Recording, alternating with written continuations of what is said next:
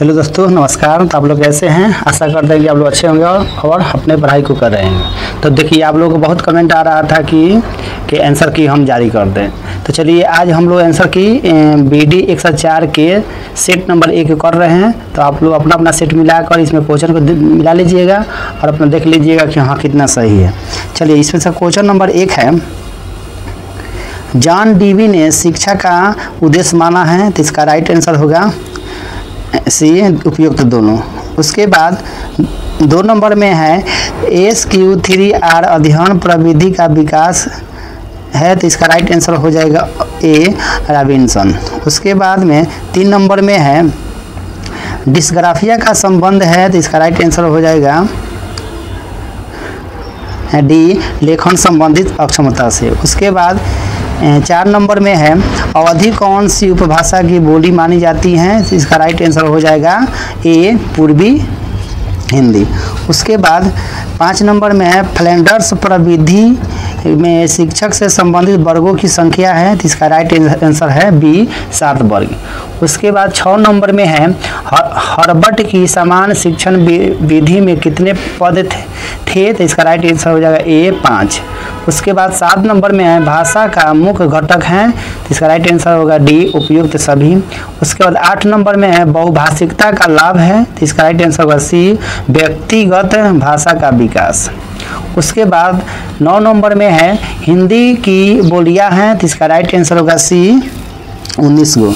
उसके बाद में 10 नंबर में है भाषा को विभाजित किया जाता है। तो इसका राइट आंसर होगा सी, दोनों से। उसके बाद 11 नंबर में है संविधान के किस अनुच्छेद में हिंदी को राष्ट्रभाषा को दर्जा दिया गया है। तो इसका राइट आंसर है सी, अनुच्छेद 351। उसके बाद में 12 नंबर में है अशुद्ध उच्चारण का कारण है। तो इसका राइट आंसर होगा डी, उपयुक्त सभी। उसके बाद 13 नंबर में है चिंतन का अर्थ है। तो इसका राइट आंसर होगा बी, विचार करने की कला।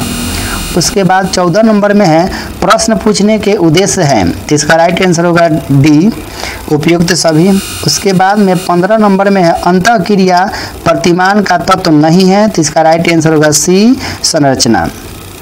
उसके बाद में 16 नंबर में है अंतःक्रिया विश्लेषण विधि के प्रवर्तक है। तो इसका राइट आंसर होगा बी, फ्लैंडर्स। उसके बाद में 17 नंबर में है फ्लैंडर्स की निरीक्षण प्रविधि को कहते हैं। तो इसका राइट आंसर है ए, शाब्दिक व्यवहार। उसके बाद में 18 नंबर में है कक्षा संप्रेषण मुख्यतः होना चाहिए। तो इसका राइट आंसर है डी, प्रभावशाली। उसके बाद 19 नंबर में है, देखिए ये भी किसी न किसी लड़का हमको दिया है, तो इसे मत जाइएगा कि हाँ इसमें ऑप्शन इतना कटा हुआ है। हम जो बोल रहे हैं उसको आप मिला लीजिएगा, वही इसका सही उत्तर है। उसके बाद देखिए 19 नंबर में है संप्रेषण का मुख्य साधन है। तो इसका राइट आंसर होगा बी, भाषा। उसके बाद में 20 नंबर में है इनमें से कौन अशाब्दिक संचार का तत्व नहीं है। तो इसका राइट आंसर होगा सी, वक्ता का नाम। उसके बाद में 21 नंबर में है इनमें से कौन सा द्विपक्षीय संचार का समान रूप है। तो इसका राइट आंसर होगा सी, वार्तालाप। उसके बाद 22 नंबर में है इनमें से कौन सा मौखिक संचार का उदाहरण है। तो इसका राइट आंसर होगा सी, पत्र लिखना। उसके बाद में 23 नंबर में है जटिल जानकारी देने के लिए किस प्रकार का संचार सबसे प्रभावी होता है। तो इसका राइट आंसर होगा बी, लिखित संचार। उसके बाद में 24 नंबर में है इनमें से कौन वाद विवाद के लिए विचारणीय नहीं है। तो इसका राइट आंसर होगा सी, भाषा में प्रवाह। उसके बाद 25 में है निम्नलिखित में से कौन भौतिक बाधा नहीं है। तो इसका राइट आंसर होगा सी, पूर्व अधिगम। उसके बाद 26 नंबर में है शिक्षण अधिगम प्रबंधन का सोपान है। तो इसका राइट आंसर होगा डी, उपयुक्त सभी। आप लोग आंसर मिलाते रहिएगा। इसका 27 नंबर में है विद्यालय की शिक्षा की जवाबदेही है। तो इसका भी राइट आंसर होगा डी, उपयुक्त सभी। उसके बाद में 28 नंबर में है हैस्विन के अनुसार जीवन कौशल सूची के प्रकार है। तो इसका राइट आंसर होगा ए, 10। उसके बाद में 29 में है वाल्स ने सृजनात्मक प्रक्रिया के कितने स्तर बताए। तो इसका राइट आंसर होगा सी, 4 गो। उसके बाद मॉन्टेसरी विधि किस कौशल का विकास करने में सहायक है। तो इसका राइट आंसर होगा बी, भाषाएं। उसके बाद 31 में है भाषा कौशल के प्रकार है। तो इसका राइट आंसर होगा सी, 4 गो। उसके बाद 32 नंबर में है सूक्ष्म शिक्षण के भारतीय प्रतिमान में कुल समय लगता है, तो इसका राइट आंसर होगा डी 36 मिनट। उसके बाद 33 में है निम्न में से संप्रेषण प्रक्रिया का तत्व नहीं है, तो इसका राइट आंसर होगा बी पुनर्बलन। उसके बाद 34 नंबर में है सामाजिक अधिगम के सिद्धांत को प्रतिपादित किया, तो इसका राइट आंसर होगा सी ड्यूरा ने।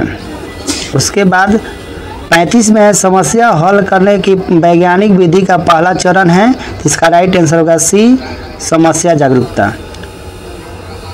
उसके बाद 36 में है पाठ्यक्रम नवीनीकरण छात्रों में किस प्रकार की लीडरशिप क्षमता का विकास होता है, तो इसका राइट आंसर होगा बी सहभागिता आधारिता पर। उसके बाद 37 में है मौन पठन के प्रकार है, तो इसका राइट आंसर होगा बी 2। उसके बाद 38 में है पाठ्यचर्या निर्माण का प्रथम चरण है, तो इसका राइट आंसर होगा सी पाठ्यक्रम शिक्षार्थी उद्देश्य। उसके बाद में 39 में है पाठ्यक्रम के प्रकार है, तो इसका राइट आंसर होगा सी 5 गो।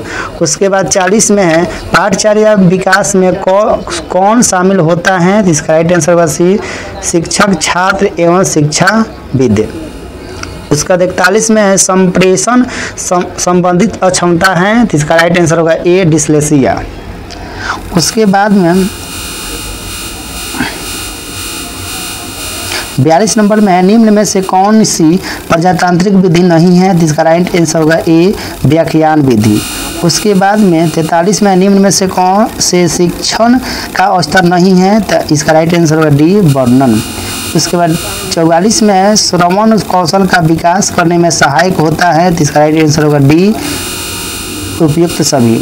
उसके बाद 45 में है 45 में व्याकरण पढ़ाने की आगमन विधि सर्वाधिक बल देती है, तो इसका राइट आंसर होगा ए उदाहरण पर। उसके बाद 46 में है प्रश्नोत्तर विधि को किस नाम से जाना जाता है, तो इसका राइट आंसर होगा डी सुकरात विधि का। उसके बाद 47 में है भाषा क्या है, इसका राइट आंसर होगा डी उपयुक्त सभी। उसके बाद 48 में है निःशुल्क एवं अनिवार्य शिक्षा का प्रावधान रखा गया, तो इसका राइट आंसर होगा ए अनुच्छेद 21 के ए। उसके बाद 49 में है संज्ञानात्मक सिद्धांत के जनक माने जाते हैं, तो इसका राइट आंसर होगा ए जीन पियाजे। उसके बाद 50 में है NCF 2005 का निर्माण किया गया, तो कक्षा ए से 12 तक। उसके बाद 51 में है विषय डिसिप्लिन भारतीय आधारित पाठ्यचर्या की अभिकल्पना का मॉडल है, इसका राइट आंसर होगा सी विषय केंद्रित। उसके बाद 52 में है अमुद्रित माध्यम है, इसका राइट आंसर होगा डी उपयुक्त सभी। उसके बाद में 53 में है शाब्दिक संप्रेषण के रूप है, इसका राइट आंसर होगा सी 5 गो। उसके बाद 54 में है कविता शिक्षण की विधि है, इसका राइट आंसर होगा बी अर्थबोध प्रणाली। उसके बाद 55 में है कौन से व्यवहार भावनात्मक कौशल को बढ़ते हैं, तो इसका राइट आंसर होगा डी उपयुक्त सभी। उसके बाद 56 में है आत्म विकास सफलता का मुख्य रहस्य है कथन है, इसका राइट आंसर होगा बी इमर्सन का।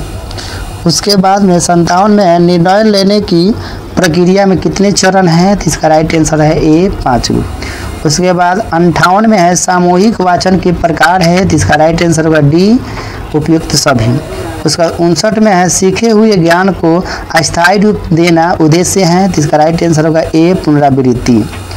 उसके बाद 60 में है भावनाओं और विचारों को दूसरे के साथ बांटना कहलाता है, तो इसका राइट आंसर होगा सी संप्रेषण। उसके बाद 61 में है प्राचीन भाषा को कहते हैं, तो इसका राइट आंसर है ए मूल भाषा। उसके बाद 62 में है किसी क्षेत्र के एक से अधिक भाषाओं का प्रचलन कहलाता है, तो इसका राइट आंसर होगा बी बहुभाषी कला।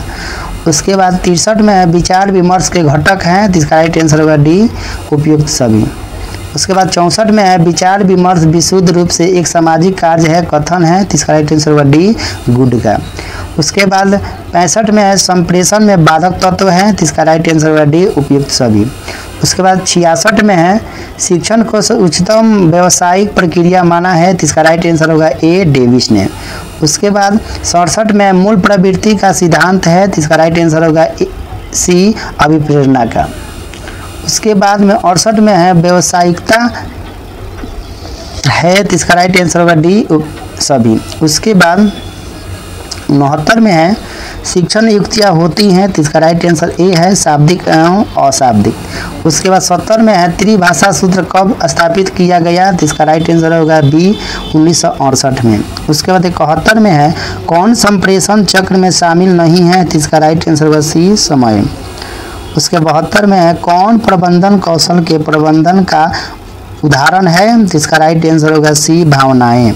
उसके बाद 73 में है अशाब्दिक संचार के रूप में का अध्ययन है, तो इसका राइट आंसर होगा बी शरीर की भाषा। उसके बाद 74 में है एक से अधिक भाषाओं का प्रयोग है, तो इसका राइट आंसर होगा बी संज्ञानात्मक रूप से समृद्ध होने का संकेत है। उसके बाद 75 में है अंतःक्रिया प्रणाली विश्लेषण में प्रत्येक वर्ग में कितना समय दिया जाता है, तो इसका राइट आंसर होगा सी 6 सेकेंड। उसके बाद 76 में है मौन वाचन के प्रकार है, इसका राइट आंसर है बी 2। उसके बाद 77 में है मौखिक भाषा में सुधार का साधन है, तो इसका राइट आंसर होगा डी उपयुक्त सभी। उसके बाद 78 में है निम्नलिखित में से कौन सा स्थूल गतिक कौशल है, तो इसका राइट आंसर होगा ए फुटबॉल को ढकेलना। उसके बाद 79 में है निम्न में से कौन सा विद्यार्थियों के समस्या समाधान कौशल विकास में बाधक है, तो इसका राइट आंसर होगा सी बहुविध तरीके से प्रश्नों का प्रस्तुतिकरण। उसके बाद 80 में है उच्च प्राथमिक स्तर पर प्रशिक्षण कौशल विकसित करने का अर्थ है, इसका राइट आंसर होगा सी दोनों। उसके बाद 81 में है शिक्षा को मुख्यतः भागों में बांटा गया है, तो इसका राइट आंसर होगा ऑप्शन नंबर ए 3 वर्ग में। उसका 82 में है कि सिद्धांत द्वारा बालक में रुचि का विकास होता है, तो इसका राइट आंसर होगा डी उपयुक्त सभी। उसके बाद 83 में है कि किंडरगार्टन स्कूल सबसे पहले किस देश में खोले गए, तो इसका राइट आंसर है सी जर्मनी में। उसके बाद 84 में है शिक्षण की समस्याओं का हल करने का दायित्व होता है, तो इसका राइट आंसर है डी उपयुक्त सभी का। उसके बाद 85 में है ब्लूम के ज्ञानात्मक पक्ष के तत्व हैं, तो इसका राइट आंसर है बी 6 गुण। उसके बाद 86 में है शिक्षा मनुष्य में अंतर्निहित पूर्णता की अभिव्यक्ति है कथन है, तो इसका राइट आंसर है सी स्वामी विवेकानंद का। उसके बाद 87 में है पाठ्य वस्तु के प्रस्तुतिकरण की शैली कहलाती है, इसका राइट आंसर है बी शिक्षण युक्तियाँ। उसके बाद 88 में है शिक्षण प्रक्रिया की प्रवृत्ति होती है, तो इसका राइट आंसर है सी दोनों। उसके बाद 89 में है निःशुल्क तथा बाल शिक्षा अधिनियम कब पारित हुआ, तो इसका राइट आंसर है ए 4 अगस्त 2009 को। उसके बाद 90 में है मध्यकाल में प्राथमिक शिक्षा किस भाषा में प्रदान की जाती है थी, तो इसका राइट आंसर है ए फारसी में।